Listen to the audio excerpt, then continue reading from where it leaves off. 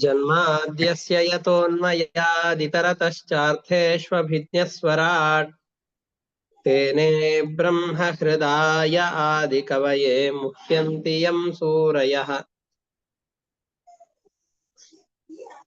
तेजो वारिमृदां यथा विनिमयो यत्र त्रिसर्गो मृषा धाम्ना स्वेन सदा निरस्तकुहकं सत्यं परं धीमहि निगमकल्पतरोर्गलितं फलं शुकमुखादमृतद्रवसंयुतम् पिबत भागवतं रसमालयं मुहुरहो रसिकाः भुवि भावुकाः दारिद्र्यदुःखज्वरदाहितानां मायापिशाची परिमर्दितानां संसारसिन्धौ परिपातितानां क्षेमाय वै भागवतं प्रगर्जति श्रीगुरुभ्यो नमः हरिः ओम्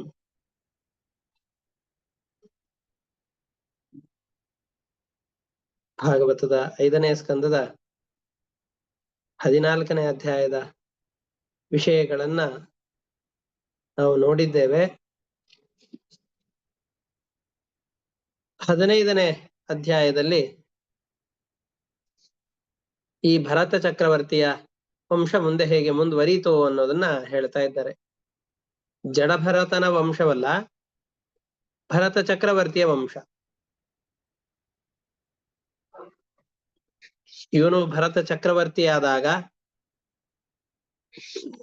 5 ಜನ ಮಕ್ಕಳನ್ನ ಪಡೆದು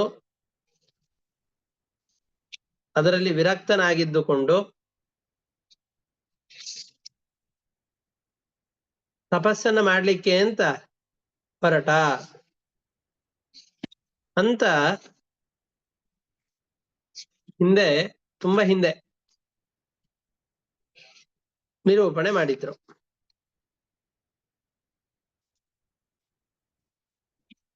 ಆ 5 ಜನ ಮಕ್ಕಳ ಕಥೆಗಳೆಲ್ಲವನ್ನೂ ಕೂಡ ನಮಗೆ ಹೇಳು ಅಂತ ಇವರ ಪ್ರಶ್ನೆಗೆ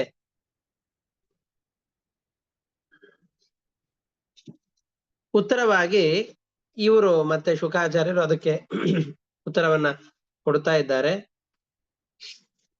ಅದರಲ್ಲಿ ಮೊದಲಿಗೆ ಈ ಎಲ್ಲ ಕಥೆಗಳು ಬಂದದ್ದು 7ನೇ ಅಧ್ಯಾಯದಲ್ಲಿ. ನಾವೀಗಾಗಲೇ 14ನೇ ಅಧ್ಯಾಯಕ್ಕೆ ಬಂದಿದ್ದೇವೆ. ಭರತ ಚಕ್ರವರ್ತಿಗೆ 5 ಜನ ಮಕ್ಕಳು ಹುಟ್ಟಿದ್ರು. ತಸ್ಯಾಮುಹವ ಆತ್ಮಜಾನ್ ಕಾರ್ಸ್ನೇನ ಅನುರೂಪಾನ್ ಆತ್ಮನಃ 5 ಜನಯಾಮಾಸ ಭೂತಾದಿರಿವ ಭೂತ ಸೂಕ್ಷ್ಮಾಣಿ ಸುಮತಿಂ ರಾಷ್ಟ್ರಭೃತಂ ಸುದರ್ಶನಂ ಆವರಣಂ ಧೂಮ್ರಕೇತುಮಿತಿ. 5 ಜನ ಮಕ್ಕಳು ಹುಟ್ಟಿದ್ರು ಅಂತ 7ನೇ ಅಧ್ಯಾಯದ ವಿಷಯವನ್ನು ನಿರೂಪಣೆ ಮಾಡುವ ಸಂದರ್ಭದಲ್ಲಿ ಈ ವಿಷಯವನ್ನ ಹೇಳಿದ್ರು. 5 ಜನ ಮಕ್ಕಳು ಹುಟ್ಟಿದ್ದಾರೆ. ಸುಮತಿ, ರಾಷ್ಟ್ರಭೃತ್, ಸುದರ್ಶನ, ಆವರಣ, ಧೂಮ್ರಕೇತು ಅಂತ 5 ಜನ ಮಕ್ಕಳು ಹುಟ್ಟಿದ್ದಾರೆ ಅಂತ ಇದರಲ್ಲಿ ಹೇಳಿದ್ದಾರೆ. ಅವರ ವಂಶ ಹೇಗೆ ಬೆಳೀತು ಅಂತ ಇಲ್ಲಿ ಕೇಳ್ತಾ ಇದ್ದಾರೆ ಶುಕಾಚಾರ್ಯರು.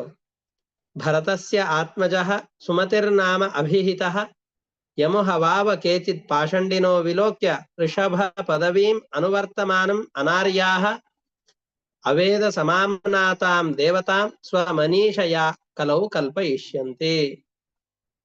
5 ಜನ ಮಕ್ಕಳು ಹುಟ್ಟಿದ್ರು. ಅದರಲ್ಲಿ ಮೊದಲನೆಯವನು ಸುಮತಿ ಅಂತ. ಆ ಸುಮತಿಗೆ ಗೃಧ್ರಶ್ರೇನ ಅಂತ ಹೆಂಡತಿ ಇದ್ಲು. ಇವರಿಬ್ಬರಿಗೆ ದೇವಪಾದಿ ಅನ್ನುವ ಮಗ ಹುಡ್ತಾ ಇದ್ದಾನೆ.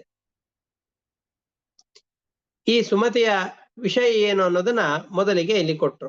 ಆ ಸುಮತಿ ಭರತನ ಒಬ್ಬ ಮಗ. ಇವನು ಕೂಡ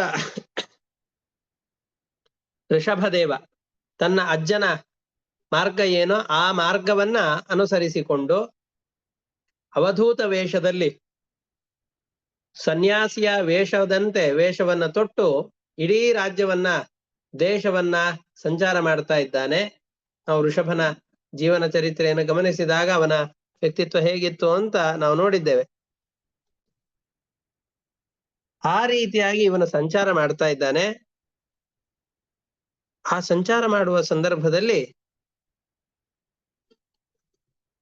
ಅನೇಕ ಜನ ಆ ಋಷಭನನ್ನ ತಪ್ಪಾಗಿ ಅರ್ಥೈಸಿಕೊಂಡು ಜೈನ ಮತದ ಮೂಲ ಪುರುಷನನ್ನಾಗಿ ತಿಳಿದುಕೊಂಡು ಅವನಿಂದ ಪಡೆದ ಉಪದೇಶವನ್ನ ತಪ್ಪಾಗಿ ಕಲ್ಪಿಸಿಕೊಂಡು ಆ ದೇಶದ ರಾಜ ಜೈನ ಪರಂಪರೆಯನ್ನ ಹೇಗೆ ಸೃಷ್ಟಿ ಮಾಡಿಕೊಂಡನೋ, ಜೈನ ಮತದ ಆಚರಣೆಗಳನ್ನ ಅನುಷ್ಠಾನಕ್ಕೆ ಹೇಗೆ ತಂದನೋ, ಅದರಂತೆ ಇವನನ್ನ ನೋಡಿ, ಇವನ ಅವಧೂತ ಮಾರ್ಗವನ್ನು ನೋಡಿ, ಇವನು ಬುದ್ಧಾವತಾರಿಯೇ ಅಂತ ತಿಳಿದುಕೊಂಡು ಅವನ ಸೇವಕರಾಗಿದ್ದುಕೊಂಡು ಬೌದ್ಧ ಮತವನ್ನ ಪ್ರಚಾರ ಮಾಡ್ತಾ ಇದ್ದಾರೆ. ಕಲಿಯುಗದಲ್ಲಿ ಬುದ್ಧನೇ ಈ ರೀತಿಯಾಗಿ ಅವತಾರ ಮಾಡಿದ್ದಾನೆ ಅಂತ ಜಗತ್ತಿನಲ್ಲೆಲ್ಲ ಹೇಳಿಕೊಂಡು ಓಡಾಡ್ತಾ ಇದ್ದಾರೆ. ಅಂತಹವನು ಸುಮತಿ ಎಂಬಂತಹ ಭರತನ ಮಗ. ಅವನು ಗೃಧ್ರಶ್ರೇಣಿ ಎಂಬಂತಹ ತನ್ನ ಹೆಂಡತಿಯಲ್ಲಿ ದೇವಪಾದಿ ಎಂಬಂತಹ ಮಗನನ್ನ ಪಡಿತಾ ಇದ್ದಾನೆ. ಇವರಿಬ್ಬರಿಗೂ ಕೂಡ ದೇವಪಾದಿ ಮತ್ತು ಆಸುರಿ ಅಂತ ಅವನಿಗೆ ಹೆಂಡತಿ ಆದಳು. ಈಗ ಇಬ್ರು ಇದ್ರು. ಸುಮತಿ ಅನ್ನೋವನ ಪರಂಪರೆಯನ್ನು ಹೇಳ್ತಾ ಇದ್ದಾರೆ. ಸುಮತಿ ಗೃಧ್ರಶ್ರೇಣಿಗೆ ದೇವಪಾದಿ ಎಂಬಂತಹ ಮಗ ಹುಟ್ಟುತ್ತಾನೆ. ಆ ಮಗನಿಗೆ ಆಸುರಿ ಅನ್ನುವ ಕನ್ಯೆಯ ಜೊತೆಯಲ್ಲಿ ವಿವಾಹವಾಗತ್ತೆ. ಅವರಿಬ್ಬರಿಗೆ ದೇವದ್ಯುಮ್ನ ಅಂತ ಒಬ್ಬ ಮಗ ಹುಟ್ಟುತ್ತಾನೆ. ಅವನಿಗೆ ಧೇನುಮತಿ ಎಂಬಂಥವಳ ಜೊತೆಯಲ್ಲಿ ವಿವಾಹವಾಗತ್ತೆ. ಅವರಲ್ಲಿ ಪರಮೇಷ್ಠಿ ಅನ್ನುವ ಹೆಸರಿನ ಮಗ ಹುಟ್ಟುತ್ತಾನೆ. ಅವನಿಗೆ ಸುವರ್ಚಲ ಅನ್ನುವ ಹೆಸರಿನ ಕನ್ಯೆಯ ಜೊತೆಯಲ್ಲಿ ವಿವಾಹವಾಗತ್ತೆ. ಅವನಿಗೆ ಪ್ರತೀಹ ಎಂಬಂತಹ ಮಗ ಹುಟ್ಟುತ್ತಾನೆ. ಪ್ರತೀಹನಿಗೆ ಸುತಬಾಲ ಎಂಬಂತಹ ಕನ್ಯೆಯ ಜೊತೆಯಲ್ಲಿ ವಿವಾಹವಾಗತ್ತೆ. ಅವಳಲ್ಲಿ 3 ಜನ ಮಕ್ಕಳು ಹುಟ್ಟುತ್ತಾರೆ. ಪ್ರತಿಹರ್ತ, ಪ್ರಸ್ತೋತ ಮತ್ತು ಉದ್ಗಾತ ಅಂತ. ಯಾವ್ದಾದ್ರೂ ಒಂದು ದೊಡ್ಡ ಯಾಗವನ್ನು ಮಾಡಬೇಕು ಅಂತಾದ್ರೆ ಅದರಲ್ಲಿ ಈ 3 ಯಾಜ್ಞಿಕರನ್ನ ವಿವರಣೆ ಮಾಡ್ತಾರೆ. ಪ್ರಸ್ತೋತ, ಪ್ರತಿಹರ್ತ, ಉದ್ಗಾತ ಅಂತ. ಸಾಮ ಮಂತ್ರಗಳನ್ನ ಜೋರಾಗಿ ಸ್ತೋತ್ರವನ್ನ ಮಾಡುವವನು, ಅನೇಕ ಮಂತ್ರಗಳನ್ನ ಪಠನ ಮಾಡುವಂಥವನನ್ನ ಉದ್ಗಾತ ಅಂತ ಕರೀತಾರೆ. ಅದೇ ರೀತಿಯ ಪ್ರಸ್ತೋತ, ಪ್ರತಿಹರ್ತ, ಉದ್ಗಾತ ಇವೆಲ್ಲ ಯಾಗದಲ್ಲಿ ಒಂದೊಂದು ಕೆಲಸವನ್ನ ಮಾಡುವಂತಹ ವ್ಯಕ್ತಿಗಳ ನಿರ್ದೇಶನ. ಅಂತಹ ವ್ಯಕ್ತಿಗಳ ಆ ಕರ್ಮದ ಹೆಸರನ್ನ ಇವರಿಗೆ ಇಡ್ತಾ ಇದ್ದಾನೆ. 3 ಜನ ಮಕ್ಕಳು ಹುಟ್ಟುತ್ತಾ ಇದ್ದಾರೆ. ಪ್ರಸ್ತೋತ, ಪ್ರತಿಹರ್ತ, ಉದ್ಗಾತ ಅಂತ 3 ಜನರು. ಯಜ್ಞಾನುಷ್ಠಾನವನ್ನು ಮಾಡಬೇಕು ಅಂತ ಹೊರಟ್ರೆ ಬಹಳ ಆಸಕ್ತಿ ಅದರಲ್ಲಿ. ಇದರಲ್ಲಿ ಮೊದಲನೇ ಮಗ ಪ್ರತಿಹರ್ತ ಅಂತ. ಅವನಿಗೆ ಸ್ತುತಿ ಎಂಬಂತಹ ಕನ್ಯೆಯ ಜೊತೆಯಲ್ಲಿ ವಿವಾಹವಾಗತ್ತೆ. ಅವಳಲ್ಲಿ ಇಬ್ಬರು ಹುಟ್ಟುತ್ತಾ ಇದ್ದಾರೆ. ವ್ಯೋಮ ಮತ್ತು ಭೂಮ ಎಂಬ ಹೆಸರಿನ 2 ಮಕ್ಕಳು ಹುಟ್ಟುತ್ತಾರೆ. ಅದರಲ್ಲಿಯೂ ಕೂಡ ವ್ಯೋಮನಿಗೆ ಋಷಿಕುಲ್ಯ ಎಂಬಂತಹ ಕನ್ಯೆಯಲ್ಲಿ ಉದ್ಗೀತ ಎಂಬ ಹೆಸರಿನ ಮಗ ಹುಟ್ಟುತ್ತಾನೆ. ಆ ಉದ್ಗೀತ ಎಂಬಂತಹ ಹೆಸರಿನ ಮಗನಿಗೆ ಪ್ರಸ್ತಾವ ಎಂಬಂತಹ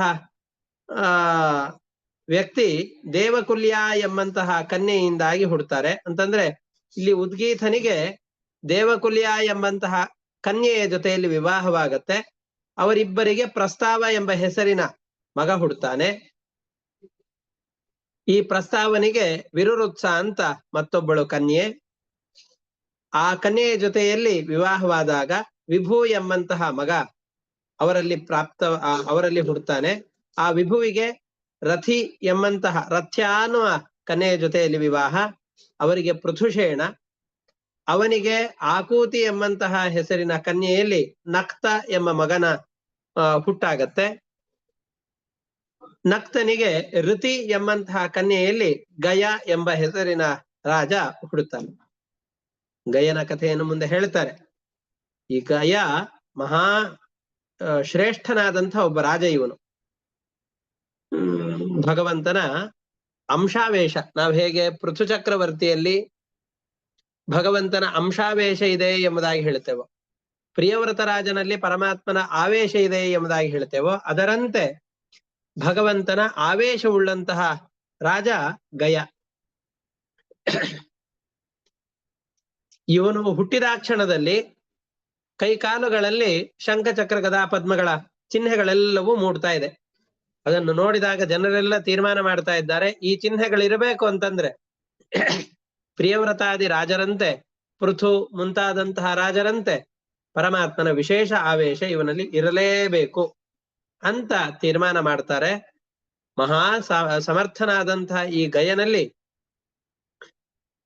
ಆ ಗಯನ ಆಳ್ವಿಕೆಯಲ್ಲಿ ರಾಜ್ಯ ಅತ್ಯಂತ ಸಮೃದ್ಧವಾಗಿತ್ತು ಅಂತ ಆ ಕಥೆಯನ್ನು ಮುಂದೆ ಹೇಳ್ತಾರೆ. ಇದರ ಮಧ್ಯದಲ್ಲಿ ಮತ್ತೊಂದು ದೊಡ್ಡ ಘಟ್ಟ ಇದೆ, ಆ ನಂತರದಲ್ಲಿ ಮತ್ತೆ ಇವನ ಕಥೆಯನ್ನು ಹೇಳ್ತಾರೆ. ಇದನ್ನ ಭಾಗವತದ ವಾಕ್ಯಗಳಲ್ಲಿ ಗಮನಿಸೋಣ. ತಸ್ಮಾತ್ ಗೃಧ್ರಶ್ಯೇನಾಯಾಂ ದೇವಪಾದಿಹಿ ನಾಮ ಪುತ್ರ ಅಭವತ್. ಸುಮತಿ ಎಂಬಂತಹ ಭರತನ ಮಗನಿಗೆ ಗೃಧ್ರಶ್ಯೇನ ಎಂಬಂತಹ ಕನ್ಯೆಯಲ್ಲಿ ದೇವಪಾದಿ ಎಂಬ ಹೆಸರಿನ ಮಗ ಹುಟ್ಟುತ್ತಾ ಇದ್ದಾನೆ. ಆ ದೇವಪಾದಿಗೆ ಅಸುರ್ಯ ಎಂಬಂತಹ ಕನ್ಯೆಯಲ್ಲಿ ದೇವದ್ಯುಮ್ನ ಎಂಬಂತಹ ಮಗ ಹುಟ್ಟುತ್ತಾ ಇದ್ದಾನೆ. ಅಥ ಅಸುರ್ಯಾಂ ತತ್ತನಯಃ ದೇವದ್ಯುಮ್ನಃ ತತಃ ಧೇನುಮತ್ಯಾಂ ಸುತಃ ಪರಮೇಷ್ಠಿ. ಅನಂತರದಲ್ಲಿ ಆ ದೇವದ್ಯುಮ್ನನಿಗೆ ಧೇನುಮತಿ ಎಂಬ ಕನ್ಯೆಯಲ್ಲಿ ವಿವಾಹವಾಗತ್ತೆ. ಅವಳಿಂದಾಗಿ ಪರಮೇಷ್ಠಿ ಎಂಬಂತಹ ಮಗನನ್ನ ಪಡೀತಾರೆ. ಆ ಪರಮೇಷ್ಠಿಗೆ ಸುವರ್ಚಲ ಎಂಬ ಕನ್ಯೆಯ ಜೊತೆಯಲ್ಲಿ ವಿವಾಹ. ಇವರಿಬ್ಬರ ದಾಂಪತ್ಯದಲ್ಲಿ ಪ್ರತೀಹ ಎಂಬಂತಹ ಕುಮಾರನ ಜನನವಾಗತ್ತೆ. ಆ ಪ್ರತೀಹನಿಗೆ ಅತ್ಯಂತ ಪ್ರತೀಹ ಅನ್ನೋನು ಯಜ್ಞ ಯಾಗಾದಿಗಳಲ್ಲಿ ಅತ್ಯಂತ ನಿಷ್ಣಾತನಾದ ವ್ಯಕ್ತಿ. ಇವನಿಗೆ ಸುತಬಾಲ ಎಂಬಂತಹ ಕನ್ಯೆಯಲ್ಲಿ ಪ್ರತಿಹರ್ತೃ, ಉದ್ಗಾತೃ, ಪ್ರಸ್ತೋತೃ ಎಂಬಂತಹ 3 ಜನರು ಮಕ್ಕಳಾಗಿ ಹುಡ್ತಾ ಇದ್ದಾರೆ. ಯಜ್ಞ ಯಾಗಾದಿಗಳಲ್ಲಿ ನಿಷ್ಣಾತರಾದವರು. ಸುತಃ ಪರಮೇಷ್ಠಿ ತಸ್ಯ ಸುವರ್ಚಲಾಯಾಂ ಪ್ರತೀಹ ಉಪಜಾತಃ ಯಹ ಆತ್ಮವಿದ್ಯಾಯಾಂ ಸಂಸಿದ್ಧಃ ಮಹಾಪುರುಷಂ ಅನುಸಸ್ಮಾರ ಪ್ರತೀಹಾತ್ ಸುತಬಾಲಾಯಾಂ ಪ್ರತಿಹರ್ತ್ರಾದಯಃ ತ್ರಯಃ ಆಸನ್ ಇಜ್ಯಾ ಕೋವಿದಾಹ ಸೂನವಃ. ಆ 3 ಮಕ್ಕಳಲ್ಲಿ ಒಬ್ಬನಾದಂತಹ ಪ್ರತಿಹರ್ತೃವಿಗೆ ಸ್ತುತಿ ಎಂಬಂತಹ ಕನ್ಯೆಯಲ್ಲಿ ವ್ಯೋಮ ಮತ್ತು ಭೂಮ ಎಂಬಂತಹ 2 ಮಕ್ಕಳು ಹುಟ್ಟುತ್ತಾ ಇದ್ದಾರೆ. ಅದರಲ್ಲಿಯೂ ಕೂಡ ಪ್ರತಿಹರ್ತು ಸ್ತುತ್ಯಾಂ ವ್ಯೋಮ ಭೂಮಾನೋ ಅಜನಿಷಾತಾಂ. ಇದಾದ್ಮೇಲೆ ವ್ಯೋಮ ಎಂಬಂತಹ ಹೆಸರಿನ ಕುಮಾರನಿಗೆ ಋಷಿಕುಲ್ಯ ಎಂಬ ಹೆಸರಿನ ಕನ್ಯೆಯಲ್ಲಿ ಉದ್ಗೀತ ಎಂಬ ಹೆಸರಿನ ಪುತ್ರನ ಪ್ರಾಪ್ತಿಯಾಗ್ತದೆ. ಅವನಿಗೆ ದೇವಕುಲ್ಯ ಎಂಬ ಕನ್ಯೆಯ ಜೊತೆಯಲ್ಲಿ ವಿವಾಹ. ಅವರಿಬ್ಬರಿಗೆ ಪ್ರಸ್ತಾವ ಎಂಬ ಹೆಸರಿನ ಮಗನ ಜನನವಾಗತ್ತೆ. ಆ ಪ್ರಸ್ತಾವನೆಗೆ ವಿರುರುತ್ಸ ಎಂಬ ಹೆಸರಿನ ಕನ್ಯೆಯ ಜೊತೆಯಲ್ಲಿ ವಿವಾಹವಾಗಿ ಅದರಲ್ಲಿ ಮಹಾಜ್ಞಾನಿಯಾದಂತಹ ವಿಭು ಎಂಬಂತಹ ಮಗನು ಜನಿಸ್ತಾನೆ. ವ್ಯೋಮ್ನಃ ಋಷಿಕುಲ್ಯಾಯಾಂ ಉದ್ಗೀತಃ ತತಃ ಪ್ರಸ್ತಾವೋ ದೇವಕುಲ್ಯಾಯಾಂ ಪ್ರಸ್ತಾವಾತ್ ವಿರುರುತ್ಸಾಯಾಂ ಹೃದಯಜಃ ಆಸೀತ್ ವಿಭುಃ. ವಿಭುವಿಗೆ ರಥ್ಯ ಎಂಬ ಕನ್ಯೆಯ ಜೊತೆಯಲ್ಲಿ ವಿವಾಹ. ಅವರಿಬ್ಬರ ದಾಂಪತ್ಯದಿಂದಾಗಿ ಪೃಥುಷೇಣ ಎಂಬಂತಹ ಮಗನ ಜನನವಾಗತ್ತೆ. ಆ ಪೃಥುಷೇಣನಿಗೆ ಆಕೂತಿ ಎಂಬಂತಹ ಹೆಸರಿನ ಕನ್ಯೆಯಲ್ಲಿ ನಕ್ತ ಎಂಬ ಹೆಸರಿನ ಮಗನ ಉತ್ಪತ್ತಿ. ಆ ನಕ್ತನಿಗೆ ಋತಿ ಎಂಬಂತಹ ಕನ್ಯೆಯ ಜೊತೆಯಲ್ಲಿ ವಿವಾಹವಾಗತ್ತೆ. ಅವರಿಬ್ಬರಿಗೂ ಗಯ ಎಂಬ ಹೆಸರಿನ ರಾಜರ್ಷಿ ಶ್ರೇಷ್ಠನಾದಂತಹ ಕುಮಾರ ಹುಟ್ಟುತ್ತಾನೆ. ಹುಟ್ಟಿನಲ್ಲಿಯೇ ಅವನ ಕೈಕಾಲುಗಳಲ್ಲಿ ಪರಮಾತ್ಮನ ಚಿಹ್ನೆಗಳಾದಂತಹ ಶಂಖಚಕ್ರ ಗದಾ ಪದ್ಮಗಳು ಕಾಣಿಸತ್ತೆ. ಅದರಿಂದಾಗಿ ವಿಷ್ಣುವಿನ ಅಂಶದಿಂದಾಗಿ ಜಗತ್ತಿನ ರಕ್ಷಣೆಗೋಸ್ಕರ ಪೃಥು ಚಕ್ರವರ್ತಿ ಹೇಗೆ ಹುಟ್ಟಿದ್ದಾನೆಯೋ, ಪ್ರಿಯವ್ರತ ರಾಜ ಹೇಗೆ ಸ್ವಯಂಭುವ ಮನುವಿನಲ್ಲಿ ಭಗವಂತನ ಆವೇಶದಿಂದ ಯುಕ್ತನಾಗಿ ಹುಟ್ಟಿದ್ದಾನೋ, ಅದರಂತೆ ಇವನು ಕೂಡ ಭಗವಂತನ ಆವೇಶದಿಂದ ಹುಟ್ಟಿದ್ದಾನೆ ಅಂತ ಎಲ್ಲರೂ ತಿಳಿತಾ ಇದ್ದಾರೆ. ರಥ್ಯಾಂಚ ಪೃತುಷೇಣ ತಸ್ಮಾನ್ ನಕ್ತಃ ಆಕೂತ್ಯಾಂ ಜಜ್ಞೆ ನಕ್ತಾತ್ ಋತಿ ಪುತ್ರ ಗಯ ರಾಜರ್ಷಿ ಪ್ರವರ ಉದಾರಶ್ರವಾ ಅಜಾಯತ ಸಾಕ್ಷಾತ್ ಭಗವತಃ ವಿಷ್ಣೋ ಜಗದಭಿರಕ್ಷಯ ಗೃಹೀತ ಸತ್ವಸ್ಯ ಕಲಾತ್ಮವತ್ತಾಭಿಲಕ್ಷಣೇನ ಮಹಾಪುರುಷತಾಂ ಪ್ರಾಪ್ತಃ. ಮಹಾಶ್ರೇಷ್ಠನಾಗಿ ವಿಷ್ಣುವಿನ ಆವೇಶದಿಂದಾಗಿ ಮಹಾ ಸಾಮರ್ಥ್ಯವನ್ನು ಗಳಿಸಿದ ಗಯ ಎಂಬ ಹೆಸರಿನ ಚಕ್ರವರ್ತಿ ಹುಡುತ್ತಾ ಇದ್ದಾನೆ. ಇದಾದ ಮೇಲೆ ಅವನು ಇಡೀ ರಾಜ್ಯದ ರಕ್ಷಣೆ ರಾಜನ ಕರ್ತವ್ಯ ಇದು ಅಂತ ಕರ್ತವ್ಯ ದೃಷ್ಟಿಯಿಂದ ಮಾಡುವ ಸಂದರ್ಭದಲ್ಲಿ ಈ ಎಲ್ಲ ಕರ್ಮಗಳು ಕೂಡ ಭಗವಂತನ ಪೂಜೆ ಎಂಬ ಉದ್ದೇಶದಿಂದಾಗಿ ಯಜ್ಞ ಯಾಗಾದಿಗಳನ್ನು ಮಾಡ್ತಾ ಇದ್ದಾನೆ, ಧರ್ಮ ರಕ್ಷಣೆಯನ್ನು ಮಾಡ್ತಾ ಇದ್ದಾನೆ, ಎಲ್ಲವನ್ನೂ ಪರಮಾತ್ಮನಿಗೆ ಸಮರ್ಪಣೆ ಮಾಡ್ತಾ ಇದ್ದಾನೆ. ಒಂದು ಇಷ್ಟು ಅದ್ಭುತವಾದಂತಹ ಕೆಲಸವನ್ನು ಮಾಡೋದು, ಮಾಡಿದ ಎಲ್ಲ ಕೆಲಸಗಳನ್ನು ಕೂಡ ಭಗವಂತನ ಪೂಜೆ ಅಂತ ಭಗವಂತನಲ್ಲಿ ಅರ್ಪಣೆಯನ್ನು ಮಾಡುವಂತಹದ್ದು. ಇವು ಎಲ್ಲವೂ ಕೂಡ ಉತ್ತಮವಾದಂತಹ ಗತಿಗೆ ಇಹದಲ್ಲೂ ಪರದಲ್ಲೂ ಅದು ಮೋಕ್ಷಕ್ಕೆ ಸುಖಕ್ಕೆ ಕಾರಣವಾಗಿವೆ. ಬ್ರಹ್ಮಜ್ಞಾನಿಗಳ ನಿರಂತರವಾದ ಪಾದ ಸೇವೆಯನ್ನು ಮಾಡ್ತಾ ಇದ್ದಾನೆ. ಆ ಬ್ರಹ್ಮಜ್ಞಾನಿಗಳ ಪಾದ ಸೇವೆಯಿಂದಾಗಿ ಭಗವಂತನ ಭಕ್ತಿಯನ್ನು ಪಡೆದಿದ್ದಾನೆ. ನಾವು ಹಿಂದೆಲ್ಲ ನೋಡಿದ್ದೇವೆ. ಇದು ಎಲ್ಲವನ್ನು ಮಾಡ್ಬೇಕು ಅಂದ್ರೆ ಏನ್ ಮಾಡ್ಬೇಕು? ನಾವು ಬಹಳ ಕಷ್ಟ ಪಡ್ತಾ ಇದ್ದೇವೆ, ನಮಗೆ ಈ ಗೊಂಡಾರಣ್ಯದಿಂದ ಮುಕ್ತಿ ಆಗ್ಬೇಕು ಅಂತಂದ್ರೆ ಏನ್ ಮಾಡ್ಬೇಕು ಅಂತ ರಹುಗಣ ರಾಜ ಭರತನನ್ನ ಕೇಳಿದಾಗ ಅವನು ಹೇಳಿದ್ದ, ರಹುಗಣೈತ ತಪಸಾ ನಯಾತಿ ನವಿದ್ಯಯ ನಿರ್ವಸನಾದ್ ಗ್ರಹಾದ್ವ ನ ಛಂದಸ ನೋತ ಜಲಾಗ್ನಿ ಸೂರ್ಯೈಹಿ ವಿನಾ ಮಹತ್ ಪಾದ ರಜೋಭಿಷೇಕಂ.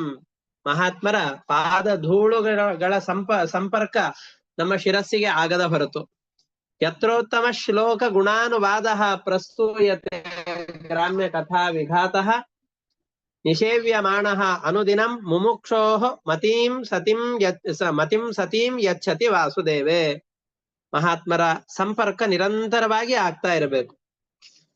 ನಮ್ಮ ಹಾಳು ಹರಟೆಯನ್ನ ದೂರ ಮಾಡುವಂತಹ ಭಗವಂತನ ಕಥೆಗಳ ಶ್ರವಣ ನಿರಂತರವಾಗಿ ಆಗ್ತಾ ಇರಬೇಕು.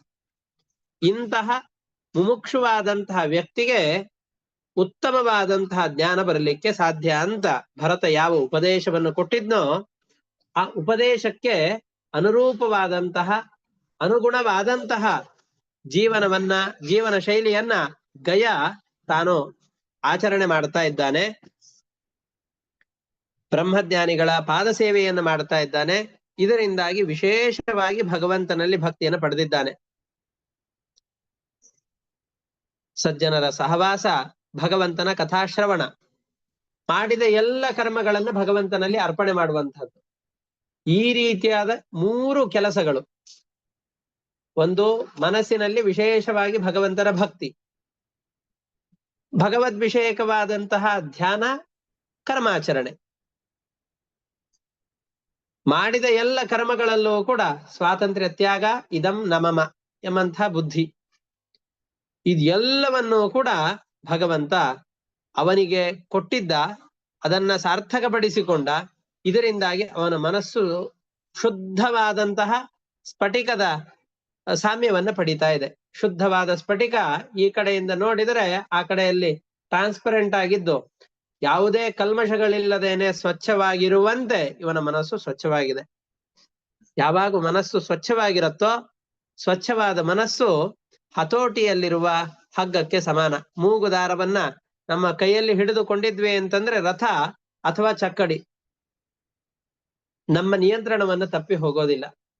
ಈ 3 ಕೆಲಸಗಳನ್ನ ಚೆನ್ನಾಗಿ ಆಚರಣೆ ಮಾಡ್ತಾ ಇದ್ದ ಅಂತಾದರೆ ಅವನ ಹತೋಟಿಯಲ್ಲಿ ಮನಸ್ಸು ಯಾವಾಗ್ಲೂ ಇರತ್ತೆ.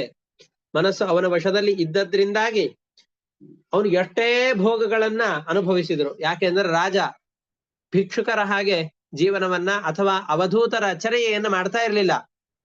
ರಾಜನ ಹಾಗೆ ರಾಜನ ಪೋಷಾಕುಗಳನ್ನ ಧರಿಸೋದು, ರಾಜನ ವೇಷಭೂಷಣಗಳನ್ನು ಧರಿಸೋದು, ಬೇಕಾದಷ್ಟು ಭಕ್ಷ್ಯ ಭೋಜ್ಯ ಪದಾರ್ಥಗಳನ್ನು ಅನುಭವಿಸೋದು, ಸುಖದ ಸುಪ್ಪತ್ತಿಗೆಯಲ್ಲಿ ಇದ್ದರೂ ಕೂಡ ಯಾವುದೇ ವಿಧವಾದ ವಿಕಾರಗಳು ಅವನ ಮನಸ್ಸಿನಲ್ಲಿ ಆಗಲಿಲ್ಲ. ಭಾಗವತ ಬೋಧನೆ ಮಾಡೋದು ನಮ್ಮೆಲ್ಲರಿಗೂ ಇಷ್ಟೇ. ನೀವೆಲ್ಲರೂ ವಿರಕ್ತರ ಹಾಗೆ ಯಾವುದೋ ಒಂದು ಮನೆಯಲ್ಲಿ ಅಥವಾ ಮನೆ ಮಠಗಳೆಲ್ಲವನ್ನೂ ಕೂಡ ಕಳೆದುಕೊಂಡು ಎಲ್ಲೋ ಹೋಗ್ಬೇಕು ಅಂತ ಈ ಭಾಗವತದಲ್ಲಿ ನಿರೂಪಣೆ ಮಾಡೋದಿಲ್ಲ. ಹೊರತಾಗಿ ಭಾಗವತದಲ್ಲಿ ಹೇಳುವಂತಹದ್ದೇನು ಅಂತಂದ್ರೆ, ಯಾವ ಕರ್ಮಗಳನ್ನು ಮಾಡಿದರೂ, ಎಷ್ಟು ಭೋಗಗಳನ್ನು ಅನುಭವಿಸಿದರೂ ಕೂಡ ಆ ಎಲ್ಲ ಭೋಗಗಳನ್ನ ಅನುಭವಿಸುವ ಸಂದರ್ಭದಲ್ಲಿ ಚೆನ್ನಾಗಿ ಅನುಭವಿಸಿ ಆ ಭೋಗಗಳಿಂದಾಗಿ ಮನಸ್ಸಿನ ವಿಕಾರವಾಗದೇ ಇರುವಂತೆ ಮಾಡು. ಇಷ್ಟನ್ನ ಮಾತ್ರ ಇಲ್ಲಿ ಹೇಳ್ತಾ ಇದ್ದಾರೆ. ಆ ರೀತಿಯಾಗಿ ಅವನು ವರ್ತನೆ ಮಾಡ್ತಾ ಇದ್ದಾನೆ. ತನ್ನ ಧರ್ಮ ಅಂತ ತಿಳಿದುಕೊಂಡು ಪ್ರಜೆಗಳ ಲಾಲನೆ ಪಾಲನೆ ಪೋಷಣೆಗಳನ್ನು ಮಾಡ್ತಾ ಇದ್ದಾನೆ. ಪ್ರಜೆಗಳಿಗೆ ಯಾವುದೇ ವಿಧವಾದ ಆತಂಕಗಳು ಬರದಿರುವಂತೆ ಶತ್ರುಗಳಿಂದಾಗಿ ರಕ್ಷಣೆಯನ್ನು ಮಾಡ್ತಾ ಇದ್ದಾನೆ. ಇದು ಒಂದು ದೇವರ ಪೂಜೆಯಾಯಿತು. ಮಹಾತ್ಮರ ಭಗವದ್ಭಕ್ತರ ಸಂಪರ್ಕದಲ್ಲಿ ನಿರಂತರವಾಗಿದ್ದಾನೆ. ಭಗವತ್ ಕಥಾಶ್ರವಣವನ್ನು ಮಾಡ್ತಾ ಇದ್ದಾನೆ. ಮಾಡಿದ ಎಲ್ಲ ಕರ್ಮಗಳನ್ನ ಭಗವಂತನಲ್ಲಿ ಅರ್ಪಣೆ ಮಾಡ್ತಾ ಇದ್ದಾನೆ.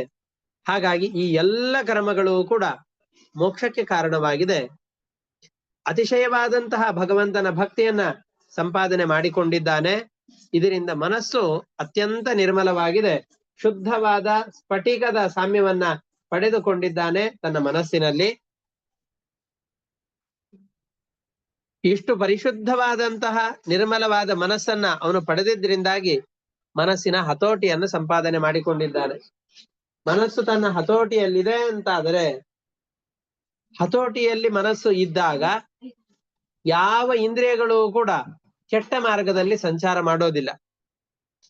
ಮನಸ್ಸಿನ ಏಕಾಗ್ರತೆ ಒಂದು ನಮ್ಮ ಎಲ್ಲ ಇಂದ್ರಿಯಗಳ ಹತೋಟಿಗೆ ಕಾರಣವಾಗತ್ತೆ. ಮನಸ್ಸಿನಲ್ಲಿ ಯಾವ ವಿಷಯ ಪದಾರ್ಥಗಳ ಸೇವನೆಯನ್ನ ಮಾಡಿದರೂ ವಿಕಾರಗಳಾಗ್ತಾ ಇಲ್ಲ. ಕಣ್ಣಿನಿಂದ ನೋಡ್ತಾ ಇದ್ದಾನೆ. ಉದಾಹರಣೆಗೆ ಇಷ್ಟೇ, ಯಾವುದಾದ್ರೂ ಒಂದು ಮನಸ್ಸಿನಲ್ಲಿ ಬಹಳ ದುಃಖದ ವಾತಾವರಣ ಇದೆ, ಬಹಳ ದುಃಖವಾಗಿದೆ ಅಂತಾದರೆ ಎದುರುಗಡೆಯಲ್ಲಿ ಬಂದು ಎಷ್ಟೋ ಜನ ಮಾತನಾಡಿಸ್ತಾ ಇದ್ರು, ಎದುರುಗಡೆಯಲ್ಲಿ ಎಷ್ಟೆಷ್ಟೋ ಪದಾರ್ಥಗಳಿದ್ರು, ನೋಡಿಯೂ ನಮ್ಮ ಇಂದ್ರಿಯಗಳಿಂದ ಅದರ ಜ್ಞಾನ ಬರೋದಿಲ್ಲ. ಕೇಳಿದರೂ ಅದರಿಂದ ಸುಖವಾಗ್ಲಿ ದುಃಖವಾಗ್ಲಿ ಆಗೋದಿಲ್ಲ. ಯಾರಾದ್ರೂ ನಮ್ಮನ್ನ ದೂಕಿದರೂ ಅದರಿಂದ ಅಷ್ಟಾಗಿ ಘಾಸಿ ಆಗೋದಿಲ್ಲ. ಯಾಕೆಂದ್ರೆ ಮನಸ್ಸು ಬಹಳ ಯಾವುದೋ ಒಂದು ಯೋಚನೆಯಲ್ಲಿದೆ ಅಂತ ಆ ಕಾರಣದಿಂದಾಗಿ ನಮ್ಮ ಇಂದ್ರಿಯಗಳೆಲ್ಲ ತಮ್ಮ ಶಕ್ತಿಯನ್ನು ಕಳೆದುಕೊಂಡು ಬಿಟ್ಟಿರತ್ತೆ. ಅದರಂತೆ ಇಲ್ಲಿಯೂ ಕೂಡ ಭಗವಂತನ ವಿಷಯದಲ್ಲಿ ಮನಸ್ಸು ಆಸಕ್ತವಾಯಿತು ಅಂತಾದರೆ ಎಲ್ಲ ಇಂದ್ರಿಯಗಳಿಂದ ಯಥೇಷ್ಟವಾದ ಕಾಮೋಪಭೋಗವನ್ನು ಮಾಡ್ತಾ ಇದ್ರು. ಯಾವ ಕಾಮಗಳ ಉಪಭೋಗವನ್ನು ಬಿಡೋದಲ್ಲ, ಎಲ್ಲ ಭೋಗಗಳನ್ನ ಮಾಡ್ತಾ ಇದ್ರು. ಮನಸ್ಸಿನ ವಿಕಾರ ಉಂಟಾಗೋದಿಲ್ಲ. ನೋಡಿ, ಯಾವ್ದಾದ್ರೂ ಒಂದು ಅದ್ಭುತವಾದಂತಹ ಪ್ರದೇಶಕ್ಕೆ ಒಂದು 4-6 ಜನ ಹೋಗಿ ಬಂದಿದಂತಹ ಫೋಟೋಗಳನ್ನು ತೋರಿಸಿದರೆ ನಮಗೂ ಕೂಡ ಮನಸ್ಸಿನಲ್ಲಿ ಅನಿಸುತ್ತೆ ನಾವು ಆ ಪ್ರದೇಶಗಳಿಗೆ ಹೋಗ್ಬೇಕು. ಅಥವಾ ಟಿವಿಯಲ್ಲೋ ಮೊಬೈಲ್ನಲ್ಲೋ ರುಚಿಕರವಾದಂತಹ ಯಾವುದೋ ಪದಾರ್ಥವನ್ನ ಮಾಡಿಕೊಂಡು ತಿಂತಾ ಇರುವಂತಹ ದೃಶ್ಯಗಳನ್ನು ನೋಡಿದರೆ ಅಯ್ಯೋ ನಮಗೂ ಕೂಡ ಚಪಲ ಉಂಟಾಗಿದೆ, ನಾವು ತಿನ್ನಬೇಕು ಅನ್ನುವ ಭಾವನೆ ಮನಸ್ಸಿನಲ್ಲಿ ಬೇರೂರುತ್ತೆ. ಇನ್ನೊಬ್ಬರನ್ನ ನೋಡಿದಾಗ, ಯಾವುದೋ ಒಂದು ವಿಷಯವನ್ನು ಕೇಳಿದಾಗ ಮತ್ತಷ್ಟು ಬೇಕು ಅನ್ನುವ ಭಾವನೆ ಬರುತ್ತೆ. ಇದು ಇಂದ್ರಿಯಗಳಿಗೆ ದಾಸರ ಆಗುವಂತಹ ಸೂಚನೆ ಇದು. ಆದರೆ ಬಂದಾಗ ಚೆನ್ನಾಗಿ ಅನುಭವಿಸಿ, ನೋಡಿದಾಗ ಅದರಿಂದ ಬಹಳಷ್ಟು ವಿಕಾರವಾಗದೆ ಹೋದರೆ ಅದೇ ದೊಡ್ಡ ಇಂದ್ರಿಯ ನಿಗ್ರಹ. ಇಂತಹ ಸಾಮರ್ಥ್ಯ ಅವನಿಗೆ ಇಷ್ಟೆಲ್ಲ ಹಿಂದೆ ಮಾಡಿದ ಕರ್ಮಗಳ ಪ್ರಭಾವದಿಂದಾಗಿ, ಅವನ ಸಾಧನೆಯ ಪ್ರಭಾವದಿಂದಾಗಿ ಆಗಿದೆ. ಅವನಿಗೆ ಯಾವುದೇ ರಾಜ್ಯದ ಯಾವುದೇ ಕೋರೆಗಳಿಗೆ ಹೋದ್ರೂ ಕೂಡ ನನ್ನ ಆಳ್ವಿಕೆಯಲ್ಲಿ ಎಷ್ಟು ಚೆನ್ನಾಗಿದೆ ಅಂತ ಅನ್ನಿಸ್ತಾನೆ ಇರ್ಲಿಲ್ಲ. ಭಗವಂತನ ಸಾಮರ್ಥ್ಯ ಅದ್ಭುತವಾದಂತಹದ್ದು. ಎಷ್ಟು ಅದ್ಭುತವಾದ ನಾನಾ ವಿಧವಾದ ಪ್ರಪಂಚದ ಸೃಷ್ಟಿಯನ್ನ ಪರಮಾತ್ಮ ಮಾಡಿದ್ದಾನೆ ಅಂತ ಎಲ್ಲಿ ನೋಡಿದರಲ್ಲಿ ಭಗವಂತನ ಅದ್ಭುತವಾದಂತಹ ಕಾರ್ಯಗಳ ಯೋಚನೆಯೇ ಅವನ ಮನಸ್ಸಿನಲ್ಲಿ ಮೂಡ್ತಾ ಇದೆ. ಯಾವುದನ್ನು ನಾನು ಮಾಡಿದ್ದೇನೆ, ನನ್ನಿಂದ ಇಷ್ಟು ದೊಡ್ಡದಾದಂತಹ ರಾಜ್ಯ ಸುಖವಾಗಿದೆ ಅಂತ ಮನಸ್ಸಿನಲ್ಲಿ ಭಾವನೆ ಬರ್ತಾ ಇಲ್ಲ. ಅಭಿಮಾನವನ್ನು ತೊರೆದು ನಾವು ಇನ್ನೊಬ್ಬರ ವಸ್ತುಗಳನ್ನ ಜೋಪಾನವಾಗಿ ಇಟ್ಟುಕೊಂಡಿರಿ ಅಂತ ನಮ್ಮ ಮನೆಯಲ್ಲಿ ಕೊಟ್ಟು ಹೋದ್ರು ಅಂತಂದ್ರೆ ನಮಗ್ ಗೊತ್ತಿರತ್ತೆ, ಒಂದಲ್ಲ ಒಂದು ದಿವಸ ಬಂದು ಇದನ್ನ ಅವರು ಇಸ್ಕೊಂಡು ಹೋಗ್ತಾರೆ, ನಮ್ಮದಲ್ಲ ಇದು ಅಂತ ಅಭಿಮಾನ ಶೂನ್ಯರಾಗಿ ಅವುಗಳನ್ನ ನೋಡ್ತಾ ಇರ್ತೇವೆ, ಅವುಗಳ ಜೋಪಾನವನ್ನು ಮಾಡ್ತಾ ಇರ್ತೇವೆ. ಅದರಂತೆ ಇನ್ನೊಬ್ರದ್ದು ಯಾರ್ದೋ ಮಕ್ಕಳನ್ನ ನಮ್ಮ ಮನೆಯಲ್ಲಿ ಬಿಟ್ಟು ಹೋದ್ರು ಅಂತಂದ್ರೆ ಬರುವವರೆಗೂ ತುಂಬಾ ಚೆನ್ನಾಗಿ ನೋಡ್ಕೊಳ್ತೇವೆ, ಕೊಡ್ಬೇಕಾದ್ರೆ ದುಃಖ ಆಗೋದಿಲ್ಲ. ಇಲ್ಲ, ಅವರ ಸಂಪತ್ತಿದು, ಅವರ ಸಂಪತ್ತನ್ನು ನಾವು ಇಟ್ಕೊಳ್ಳೋದಲ್ಲ, ಅವರಿಗೆ ತಲುಪಿಸಬೇಕು. ಆದ್ರೆ ತಲುಪಿಸುವವರೆಗೂ ಜೋಪಾನವಾಗಿ ಇಟ್ಟುಕೊಂಡಿರಬೇಕು ಅನ್ನುವ ಜಾಗೃತವಾದ ಮನೋಭಾವ ನಮ್ಮಲ್ಲಿ ಮೂಡುವಂತೆ, ಇವನಿಗೂ ಕೂಡ ಈ ರಾಜ್ಯದ ಸಂಪತ್ತು, ನನ್ನಲ್ಲಿರುವ ಅಧಿಕಾರ ಯಾವುದೂ ಕೂಡ ನನ್ನದಲ್ಲ.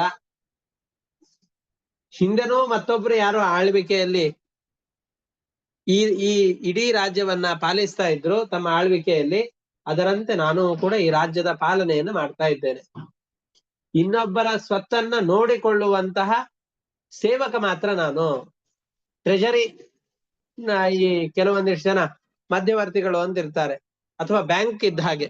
ಬ್ಯಾಂಕು ನಮ್ಮಲ್ಲಿರುವ ಸಂಪತ್ತನ್ನ ತನ್ನ ಬಳಿಯಲ್ಲಿ ಇಟ್ಕೊಂಡಿರತ್ತೆ, ನಾವು ಕೇಳಿದಾಗ ವಾಪಸ್ಸು ಅದನ್ನು ಕೊಡತ್ತೆ. ಅದರಂತೆ ನಾವೆಲ್ಲರೂ ಕೂಡ ಆ ಭಗವಂತನ ಸಂಪತ್ತಿನ ನೋಡಿಕೊಳ್ಳುವ ಜವಾಬ್ದಾರಿಯನ್ನ ವಹಿಸಿಕೊಂಡವರಷ್ಟೇ ಅನ್ನುವ ಭಾವನೆಯಿಂದಾಗಿ ಅಭಿಮಾನವನ್ನು ತೊರೆದು, ನನಗೆ ಕೊಟ್ಟಂತಹ ವಸ್ತು ನಾನು ಜೋಪಾನವಾಗಿ ಇಡಬೇಕು ಅಂತ ಚೆನ್ನಾಗಿ ಅದನ್ನ ಪಾಲನೆ ಮಾಡ್ತಾ ಇದ್ದಾನೆ.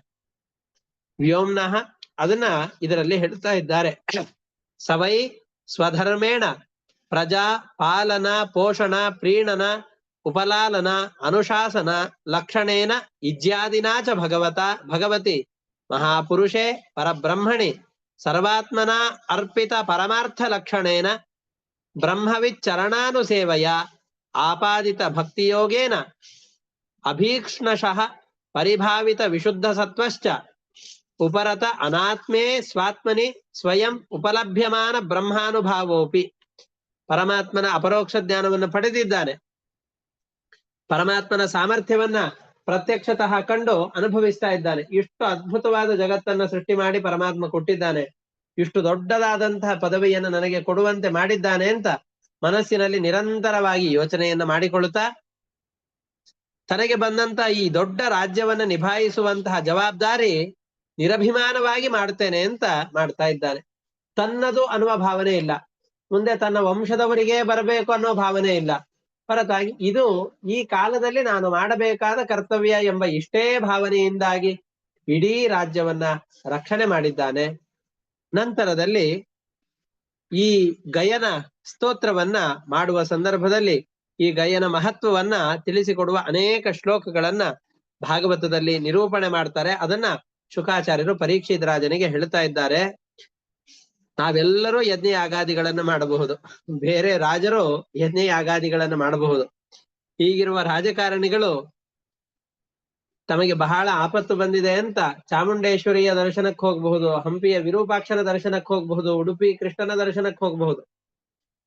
ಎಲ್ಲರೂ ಸನ್ಮಾನಿತರಾಗಿರಬಹುದು, ಎಲ್ಲರೂ ಜ್ಞಾನಿಗಳೂ ಆಗಿರಬಹುದು, ದೊಡ್ಡ ದೊಡ್ಡ ಪದವಿಯನ್ನು ಪಡೆದವರು ಆಗಿರಬಹುದು, ಎಲ್ಲರೂ ಧರ್ಮ ರಕ್ಷಕರೂ ಆಗಿರಬಹುದು. ಬಹಳ ಸಂಪತ್ತಿನಿಂದಾಗಿ ಇಡೀ ರಾಜ್ಯವನ್ನ ಬೆಳೆಸಿದವರು ಆಗಿರಬಹುದು. ರಾವಣ ಮುಂತಾದವರೆಲ್ಲ ಇಡೀ ತನ್ನ ರಾಜ್ಯವನ್ನ, ತನ್ನ ದೇಶವನ್ನ ಬಂಗಾರಮಯವಾಗಿ ಮಾಡಿದ್ದ. ಅವನ ರಾಜ್ಯದಲ್ಲಿರುವಂತಹ ಮನೆಯ ಗೋಡೆಗಳೆಲ್ಲವೂ ಕೂಡ ಬಂಗಾರಮಯವಾಗಿತ್ತು. ಇಷ್ಟೆಲ್ಲ ಸಂಪದ್ಭರಿತವಾಗಿರಬಹುದು. ಎಷ್ಟೋ ದೊಡ್ಡ ದೊಡ್ಡ ಸಭೆಗಳಿಗೆ ಅಧಿಪತಿಯೂ ಆಗಿರಬಹುದು. ಸಜ್ಜನರ ಸೇವೆಯನ್ನು ತಮ್ಮ ಯೋಗ್ಯತೆಗೆ ಅನುಗುಣವಾಗಿ ಮಾಡಿ ಸತ್ಕರ್ಮದಿಂದಾಗಿ ರಾಜ್ಯವನ್ನು ನಡೆಸಿದವರೂ ಇರಬಹುದು. ಆದರೆ ಭಗವಂತನ ಆವೇಶಯುಕ್ತನಾದಂತಹ ಈ ಗಯಚಕ್ರವರ್ತಿ ಏನಿದ್ದಾನೋ, ಈ ಚಕ್ರವರ್ತಿಯ ಸಾಮ್ಯವನ್ನ, ಭಗವಂತನ ಆವೇಶವನ್ನ ಗಳಿಸಿಕೊಂಡಂತಹ, ಆವೇಶದಿಂದ ಯುಕ್ತರಾದಂತಹ ಪರೀಕ್ಷಿತ ರಾಜ, ಪೃಥು ಚಕ್ರವರ್ತಿ, ಪ್ರಿಯವ್ರತ ರಾಜ, ಇವರನ್ನು ಹೊರತುಪಡಿಸಿ ಬೇರೆ ಯಾರಿಗೂ ಕೂಡ ಇಷ್ಟು ದೊಡ್ಡ ಕೆಲಸಗಳನ್ನ, ಈ ರೀತಿಯಾಗಿ ರಾಜ್ಯಭಾರವನ್ನ, ಈ ಮನೋಭೂಮಿಕೆಯಿಂದಾಗಿ ರಾಜ್ಯದ ಪಾಲನೆಯನ್ನ ಮಾಡ್ಲಿಕ್ಕೆ ಸಾಧ್ಯ ಇಲ್ಲ. ಅಂತಹ ಅದ್ಭುತವಾದ ರಾಜ್ಯಭಾರದ ಕ್ರಿಯೆಯನ್ನ ಈ ಗಯ ಚಕ್ರವರ್ತಿ ಮಾಡ್ತಾ ಇದ್ದಾನೆ. ಗಯಂ ನೃಪಂ ಕಃ ಪ್ರತಿಯಾದಿ ಕರ್ಮಭಿ ಯಜ್ವಾ ಅಭಿಮಾನಿ ಬಹುವಿಧ್ ಧರ್ಮಗುಪ್ತ. ಧರ್ಮ ರಕ್ಷಣೆಯನ್ನು ಮಾಡಿದವರು ಬೇಕಾದಷ್ಟು ಜನ ಇರಬಹುದು, ಆದರೆ ಗಯನಂತಹ ಸಾಮರ್ಥ್ಯಪೂರ್ಣವಾಗಿ ಧರ್ಮ ರಕ್ಷಣೆಯನ್ನ ಮಾಡಿ ಸಜ್ಜನರ ಉಳಿವಿಗಾಗಿ ಪ್ರಯತ್ನ ಪಟ್ಟವನಾಗಿರಬಹುದು ಯಾವ ರಾಜರೂ ಇಲ್ಲ. ಸದಾಗತ ಶ್ರೀಹಿ ಸದಸತ್ಪತಿ ಸತಾಂ ಸತ್ಸೇವಕೋನ್ಯೋ ಭಗವತ್ ಕಲಾಮೃತೆ. ದೊಡ್ಡ ದೊಡ್ಡ ಸಭೆಗಳಲ್ಲಿ, ಜ್ಞಾನಿಗಳು ಮಾಡುವಂತಹ ಸಭೆಗಳಲ್ಲಿ ನಿರೀಕ್ಷಕರಾಗಿ ನಿಂತಹ ಬೇಕಾದಷ್ಟು ಜನ ರಾಜರಿರಬಹುದು. ಆದರೆ ಭಗವಂತನ ಆವೇಶದಿಂದ ಯುಕ್ತನಾದಂತಹ ಗಯ ಮಹಾರಾಜನಿಗೆ ಸರಿಸಾಟಿಯಾಗುವಂತಹ ಮತ್ತೊಬ್ಬ ವ್ಯಕ್ತಿಯನ್ನು ನಾವು ನೋಡ್ಲಿಕ್ಕೆ ಸಾಧ್ಯವಿಲ್ಲ. ಇಂತಹ ಗಯನಿಗೆ ಅನೇಕ ದಕ್ಷನ ಕನ್ಯೆಯರು, ನಮಗೆಲ್ಲ ಸಂಪತ್ತನ್ನು ಕೊಡುವಂತಹ ದಕ್ಷನ ಕನ್ಯೆಯರು, ದಕ್ಷ ಪ್ರಜಾಪತಿಯ ಮಕ್ಕಳು. ಕಾಂತಿಶ್ರೀರ್ ವಾಕ್ಚನಾರೀಣಾಂ ಸ್ಮೃತಿರ್ ಮೇಧಾ ಧೃತಿ ಕ್ಷಮಾ ಅಂತ ದಕ್ಷನ ಕನ್ಯೆಯರನ್ನ ಹೇಳ್ತಾರೆ. ಕಾಂತಿ, ಶ್ರೀ, ವಾಕ್, ಸ್ಮೃತಿ, ಮೇಧ, ಧೃತಿ, ಕ್ಷಮ ಅಂತ ಸಪ್ತ ಕನ್ಯೆಯರನ್ನ ನಿರೂಪಣೆ ಮಾಡ್ತಾರೆ. ಇವರು ಎಲ್ಲರೂ ಕೂಡ ಬಂದು ನಮಗೆ ಅಭೀಷ್ಟಗಳನ್ನು ಕೊಡುವಂಥವ್ರು. ಇವರು ಎಲ್ಲ ಬಂದು ಆಶೀರ್ವಾದ ಪೂರ್ವಕವಾಗಿ ಗಯ ಚಕ್ರವರ್ತಿಯನ್ನ ಅಭಿಷೇಕ ಮಾಡಿ ನೀನು ರಾಜನಾಗುವಂತ ಪಟ್ಟಾಭಿಷೇಕ ಮಾಡ್ತಾ ಇದ್ದಾರೆ. ಭೂದೇವಿಯು ಕೂಡ ಆ ಗಯ ಚಕ್ರವರ್ತಿಯನ್ನು ನೋಡಿದರೆ ಕರುವಿನಂತೆ, ಗೋವು ಕರುವಿನ ಸಮೀಪಕ್ಕೆ ಹೋಯ್ತು ಅಂದ್ರೆ ತನ್ನ ಕೆಚ್ಚಲಿನಿಂದ ಹಾಲನ್ನು ಹೇಗೆ ಅನಾಯಾಸವಾಗಿ ಸುರಿಸಿ ಬಿಡುತ್ತೋ ಅದರಂತೆ ಪೃಥು ಚಕ್ರವರ್ತಿಯನ್ನು ನೋಡಿದರೆ ಆತ್ಮೀಯವಾದ ಕರುವನ್ನ ಗೋವು ಪಾಲಿಸುವಂತೆ ಗಯ ಚಕ್ರವರ್ತಿ ನನ್ನ ಆತ್ಮೀಯನಾದ ಮಗ ಅಂತ ತಿಳಿದುಕೊಂಡು ಭೂಮಿ ಎಂದೆಂದಿಗೂ ಬರಗಾಲವನ್ನೇ ಕೊಡ್ಲಿಲ್ಲ ಆ ಗಯ ಚಕ್ರವರ್ತಿಯ ಆಳ್ವಿಕೆಯ ಕಾಲದಲ್ಲಿ. ಗೋವು ತನ್ನ ಕರುವಿಗೆ ಹೇಗೆ ಯಥೇಷ್ಟವಾದಂತಹ ಹಾಲನ್ನ ಸುರಿಸಿ ಬೇಕಾದ ಅಭೀಷ್ಟಗಳನ್ನು ಕೊಡುತ್ತೋ ಅದರಂತೆ ಇವರು ಕೂಡ ಗಯ ಚಕ್ರವರ್ತಿಯ ರಾಜ್ಯಭಾರದ ಕಾಲದಲ್ಲಿ ಈ ಗಯ ಚಕ್ರವರ್ತಿಯ ಆಳ್ವಿಕೆಯ ಕಾಲದಲ್ಲಿ ಭೂಮಿ ಯಥೇಷ್ಟವಾದಂತಹ ಸಂಪತ್ತುಗಳನ್ನ, ಖನಿಜಗಳನ್ನ, ಧನಧಾನ್ಯದ ಸಮೃದ್ಧಿಯನ್ನ ಆ ಗಯ ಚಕ್ರವರ್ತಿಯ ಆಳ್ವಿಕೆಯ ಕಾಲದಲ್ಲಿ ತುಂಬಿ ಕೊಡ್ತಾ ಇದೆ. ಆ ಮೂಲಕವಾಗಿ ಆ ಗಯನ ರಾಜ್ಯಭಾರದ ಸಂದರ್ಭದಲ್ಲಿ ಯಾರಿಗೂ ಯಾವುದರ ದುರ್ಭಿಕ್ಷೆಯೂ ಬರದೇ ಇರುವಂತೆ ರಾಜ್ಯವನ್ನ ಪಾಲಿಸ್ತಾ ಇದ್ದಾರೆ. ಅಷ್ಟೇ ಅಲ್ಲ, ವೇದೋಕ್ತ ಕರ್ಮಗಳನ್ನ ಅವನ ರಾಜ್ಯದ ನಿರ್ವಹಣೆಯ ಸಂದರ್ಭದಲ್ಲಿ ಯಾರಾದರೂ ಆಚರಣೆ ಮಾಡ್ತಾ ಇದ್ದಾರೆ ಅಂತಾದರೆ ಅವನಿಗೆ ಫಲದ ಬಯಕೆ ಇಲ್ಲ. ಯಾಕೆ ಅಂದ್ರೆ ಭಗವಂತನ ಪ್ರೀತಿಯ ಉದ್ದೇಶದಿಂದ ಮಾಡ್ತಾ ಇದ್ದಾನೆ. ಆದರೂ ಅವನು ಬಯಸದೇ ಇರುವ ಎಲ್ಲ ಫಲಗಳು ಕೂಡ ಬಂದು ಅವನ ಕಾಲ ಬುಡದಲ್ಲಿ ಬಂದು ಬೀಳ್ತಾ ಇವೆ. ರಾಜರು ಯುದ್ಧದಲ್ಲಿ ಇವನನ್ನು ಗೆಲ್ಲಿಕ್ ಸಾಧ್ಯ ಇಲ್ಲ ಅಂತ ಗೊತ್ತಾಗಿ ಮೊದಲಿಗೇನೆ ಅವನ ಕಪ್ಪ ಕಾಣಿಕೆಯನ್ನು ಸಲ್ಲಿಸಿ ನಿನ್ನ ದಾಸರಾಗಿ ನಾವೆಲ್ಲರೂ ಇರ್ತೇವೆ ಅಂತ ಅವನ ಆಧಿಪತ್ಯದ ಅಧೀನದಲ್ಲಿ ಏಕ ಛತ್ರಾಧಿಪತಿಯಾಗಿ ಅವನು ಮೆರಿತಾ ಇದ್ದಾನೆ. ಮುನಿಗಳೆಲ್ಲ ಬಂದು ರಾಜ ನಿನ್ನ ಆಳ್ವಿಕೆಯಲ್ಲಿ ನಾವೆಲ್ಲರೂ ಕೂಡ ಚೆನ್ನಾಗಿ ತಪಸ್ಸನ್ನು ಮಾಡ್ಲಿಕ್ಕೆ ಅವಕಾಶವಾಗಿದೆ. ನಿನ್ನ ಈ ರಾಜ್ಯದ ಭಾರದ ಸಂದರ್ಭದಲ್ಲಿ ನಿನಗೆ ಮತ್ತಷ್ಟು ಶ್ರೇಯಸ್ಸಾಗ್ಲಿ, ಅಭಿವೃದ್ಧಿ ಆಗ್ಲಿ ಅಂತ ಅವನ ಗುಣಗಾನವನ್ನು ಮಾಡಿ ಅವನಿಗೆ ಆಶೀರ್ವಾದವನ್ನು ಮಾಡ್ತಾ ಇದ್ದಾರೆ.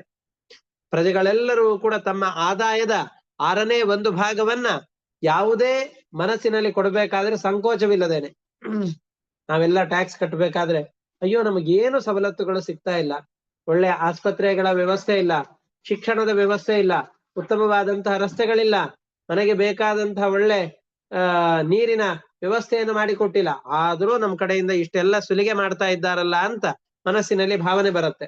ಆದರೆ ಗಯನ ಆಳ್ವಿಕೆಯ ಕಾಲದಲ್ಲಿದ್ದಂತಹ ಪ್ರಜೆಗಳಿಗೆ ತಮ್ಮ ಆದಾಯದ 1 ಅಂಶವನ್ನು ಕೊಡುವಾಗ ಮನಸ್ಸಿನಲ್ಲಿ ಯಾವ ಕ್ಲೇಶ ಭಾವನೆಯೂ ಇಲ್ಲದೇನೆ ಸಂತೋಷದಿಂದಾಗಿ ತಮ್ಮಲ್ಲಿರುವ ಎಲ್ಲ ಸಂಪತ್ತನ್ನ ಅರ್ಪಣೆ ಮಾಡ್ತಾ ಇದ್ದಾರೆ. ಯಮಭ್ಯಸಿಂಚನ್ ಪರಯ ಮುದಾ ಸತೀಹಿ ಸತ್ಯಾಶಿಷೋ ದಕ್ಷ ಕನ್ಯಾ ಸರಿದ್ಭೀಹಿ. ಸತ್ಯಾಶಿಷ, ಅವ್ರು ಏನಾದ್ರೂ ಸಂತೋಷದಿಂದಾಗಿ ಹಾರೈಸಿದರು ಅಂತಂದ್ರೆ ಅದು ಹಾಗೇ ಆಗಬೇಕು. ಅಂತಹ ಅದ್ಭುತವಾದ ಸಾಮರ್ಥ್ಯವನ್ನು ಪಡೆದಂತಹ ದಕ್ಷರ 7 ಜನ ಪುತ್ರಿಯರು ಬಂದು ನಾನಾ ವಿಧವಾದ ಪವಿತ್ರ ಜಲಗಳನ್ನ ಸ್ವೀಕಾರ ಮಾಡಿ ಅದರಿಂದಾಗಿ ಗಯನಿಗೆ ಅಭಿಷೇಕ ಮಾಡ್ತಾ ಇದ್ದಾರೆ. ಯಸ್ಯ ಪ್ರಜಾನಾಂ ದುದುಹೇ ಧರಾಶಿಷೋ ಯಥೇಪ್ಸಿತಾ ವೈ ಗುಣವತ್ ಸ್ನುತೋಧಾಹ.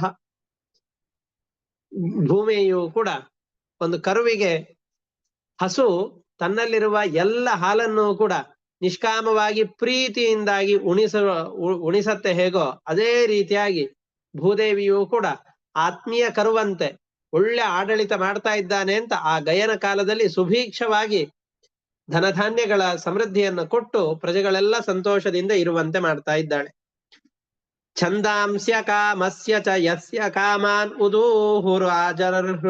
ಉದೂಹು ರಾಜಹೃತ ರಥೋ ಬಲಿಂ ನೃಪಾಹ ಪ್ರತ್ಯಾಹೃತ ಯುಧಿ ಧರ್ಮೇ ಚ ವಿಪ್ರಾಹ ಯಸ್ಯಾಶಿಷ ಷಷ್ಠಮಂಶಂ ಪ್ರಜಾಶ್ಚ. ವೇದಗಳ ಮಂತ್ರಗಳಿಂದಾಗಿ ಅನೇಕ ಯಜ್ಞ ಯಾಗಾದಿಗಳನ್ನ ಮಾಡುವ ಸಂದರ್ಭದಲ್ಲಿ ಗಯಚಕ್ರವರ್ತಿಗೆ ಬೇಕಾದ ಕಾಮನೆಗಳೆಲ್ಲವನ್ನ ಯಜ್ಞ ದೇವತೆಗಳು ಸಂತುಷ್ಟರಾಗಿ ಅವನು ಬಯಸದೇ ಇದ್ರೂ ಎಲ್ಲ ಕಾಮನೆಗಳನ್ನು ತಂದು ಕೊಡುತ್ತಾ ಇದ್ದಾರೆ. ರಾಜರೆಲ್ಲರೂ ಕೂಡ ಕಪ್ಪ ಕಾಣಿಕೆಯನ್ನ ಸಲ್ಲಿಸ್ತಾ ಇದ್ದಾರೆ. ರಾಜ್ಯದಿಂದ ಬರಬೇಕಾದ ಸಾಮಂತ ರಾಜರು ಕೊಡಬೇಕಾದ ಎಲ್ಲ ಟ್ಯಾಕ್ಸ್ ಗಳನ್ನ ಕೊಟ್ಟು ಅವನನ್ನ ಸಂತೋಷ ಪಡಿಸ್ತಾ ಇದ್ದಾರೆ. ಮುನಿಗಳೆಲ್ಲ ಆಶೀರ್ವಾದವನ್ನ ಋಷಿಗಳೆಲ್ಲರನ್ನೂ ಕೂಡ ಆಶೀರ್ವಾದ ಮಾಡ್ತಾ ಇದ್ದಾರೆ. ಋಷಿಗಳೆಲ್ಲರನ್ನೂ ಕೂಡ ಆಶೀರ್ವಾದ ಮಾಡಿ ಋಷಿಗಳ ಆಶೀರ್ವಾದ ಮಾಡಿ ನಿನ್ನ ರಾಜ್ಯಭಾರ ಮತ್ತಷ್ಟು ಚೆನ್ನಾಗಿ ಆಗ್ಲಿ ಅಂತ ಅವನನ್ನ ಮನಸಾರೆ ಹಾರೈಸ್ತಾ ಇದ್ದಾರೆ. ಪ್ರಜೆಗಳು ತಮ್ಮ ಆದಾಯದ 6ನೇ ಒಂದು ಭಾಗವನ್ನ ಗಯನಿಗೆ ಅರ್ಪಣೆ ಮಾಡ್ತಾ ಇದ್ದಾರೆ. ಅವನ ಯಜ್ಞದ ಅನಾದಿ ಸಂದರ್ಭದಲ್ಲಿ ಯಜ್ಞದಲ್ಲಿ ಎಲ್ಲ ದೇವತೆಗಳು ಕೂಡ ತಾವೇ ಸಾಕ್ಷಾತ್ತಾಗಿ ಬಂದು ಆಹುತಿಗಳನ್ನ ಸ್ವೀಕಾರ ಮಾಡ್ತಾ ಇದ್ದಾರೆ. ಎಲ್ಲ ಜೀವಿಗಳನ್ನು ಕೂಡ ಅನ್ನದಾನದಿಂದ ಸಂತೋಷ ಪಡಿಸ್ತಾ ಇದ್ದಾನೆ. ಅದರಿಂದ ಶುದ್ಧವಾದಂತಹ ಭಕ್ತಿಯೋಗವನ್ನ ಸಮರ್ಪಣೆ ಮಾಡ್ತಾ ಇದ್ದಾನೆ. ಭಕ್ತಿಯೋಗವನ್ನ ತನ್ನಲ್ಲಿ ರೂಢಿಸಿಕೊಳ್ತಾ ಇದ್ದಾನೆ. ಭಕ್ತಿಯಿಂದಾಗಿ ಎಲ್ಲ ಕರ್ಮಗಳನ್ನ ಮತ್ತೆ ಭಗವಂತನಿಗೆ ಅರ್ಪಣೆ ಮಾಡಿದಾಗ ಭಗವಂತನು ಸಂತೋಷದಿಂದಾಗಿ ಅವನ ಎಲ್ಲ ಕರ್ಮಗಳನ್ನು ಕೂಡ ಸ್ವೀಕಾರ ಮಾಡ್ತಾ ಇದ್ದಾನೆ. ಎಲ್ಲ ಪ್ರಾಣಿಗಳು ಕೂಡ ಯಜ್ಞದಲ್ಲಿ ಬ್ರಹ್ಮ ದೇವತೆಗಳಿಂದ ಆರಂಭಿಸಿಕೊಂಡು ಪ್ರಾಣಿಗಳು ಮನುಷ್ಯರು ಯಾರ್ಯಾರಿದ್ದಾರೋ ಅವರು ಎಲ್ಲರನ್ನ ಸಂತೋಷ ಪಡಿಸ್ತಾ ಇದ್ದಾನೆ. ಭಗವಂತ ಸಂತೃಪ್ತನಾಗಿ ಇವನಿಗೆ ಬೇಕಾದ ಅಭೀಷ್ಟಗಳನ್ನ ಕರುಣಿಸ್ತಾ ಇದ್ದಾನೆ. ಯಸ್ಯಾಧ್ವರೇ ಭಗವಾನ್ ಅಧ್ವರಾತ್ಮ ಮಘೋನಿ ಮಾದ್ಯತ್ಯುರು ಸೋಮಪೀಠೆ ಶ್ರದ್ಧಾ ವಿಶುದ್ಧಾಚಲ ಭಕ್ತಿಯೋಗ ಸಮರ್ಪಿತೇಜ್ಯಾ ಫಲಂ ಆಜಹಾರ. ಇಜ್ಯಾ ಫಲಂ, ಆ ಯಜ್ಞ ಯಾಗಾದಿಗಳ ಸಮರ್ಪಣೆಯನ್ನ ಪರಮಾತ್ಮನಿಗೆ ಮಾಡಿದಾಗ ಆ ಎಲ್ಲ ಯಜ್ಞಗಳ ಫಲವನ್ನ ಪರಮಾತ್ಮ ಸಂತೋಷದಿಂದ ಸ್ವೀಕಾರ ಮಾಡಿ ಅಭೀಷ್ಟಗಳನ್ನ ಅವನಿಗೆ ಅರ್ಪಣೆ ಮಾಡ್ತಾ ಇದ್ದಾನೆ, ಅಭೀಷ್ಟಗಳನ್ನ ಕೊಡ್ತಾ ಇದ್ದಾನೆ. ಈ ಗಯಚಕ್ರವರ್ತಿಯ ವಂಶ ಮತ್ತೆ ಮುಂದುವರಿತು. ಅದನ್ನು 1-2-3 ಶ್ಲೋಕಗಳಿಂದ ನಿರೂಪಣೆ ಮಾಡಿ ಬ್ರಹ್ಮಾಂಡದ ವಿವರಣೆಯನ್ನ ಮುಂದೆ ಕೊಡುವವರಿದ್ದಾರೆ. ಅದೆಲ್ಲವನ್ನು ಮುಂದಿನ ಪಾಠದಲ್ಲಿ ನೋಡೋಣ ಅಂತ ಹೇಳ್ತಾ ಇವತ್ತಿನ ಪಾಠವನ್ನ ಇಲ್ಲಿಗೆ ಮುಕ್ತಾಯ ಮಾಡ್ತಾ ಇದ್ದೇನೆ. ಹರಯೇ ನಮಃ. ಶ್ರೀಕೃಷ್ಣ ಅರ್ಪಣಮಸ್ತು. ಅನೇನ ಭಾವಿ ಯತ್ ಪುಣ್ಯಂ ತೇನ ಪ್ರೀಣಾತು ಕೇಶವಃ. ಹರಯೇ ನಮಃ. ಶ್ರೀಕೃಷ್ಣ ಅರ್ಪಣಮಸ್ತು. ನಮಸ್ಕಾರ.